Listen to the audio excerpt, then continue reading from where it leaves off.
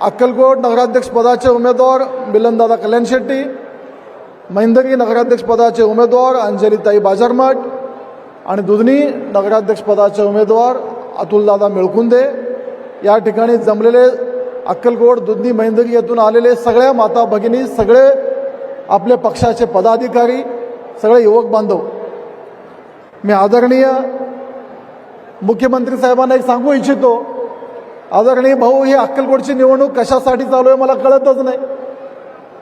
कारण अक्कलकोटच्या निवडणुकीत जर आपण राजकीय आत्ता परिस्थिती बघितलं, अक्कलकोटमध्ये काँग्रेस पूर्ण पॅनल नाही, आमचे महायुतीचा भाग असलेला शिंदे सेना त्यांचंही पूर्ण पॅनल नाही, दुधनीमध्ये फक्त शिवसेना लढते, काँग्रेस अर्धवट लढती आणि महिंदगीमध्ये तर भारतीय जनता पार्टी सोडून दुसरा कुठला पक्ष लढवतच नाही।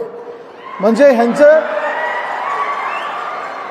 अक्कलकोटमध्ये धड दोन्ही पक्षाचं पॅनल पूर्ण झालं नाही, दुधनीमध्ये काँग्रेसचं नीट नाही। म्हणजे अशा परिस्थितीमध्ये केवळ विरोधाला विरोध म्हणून हे राजकारण सुरू आहे।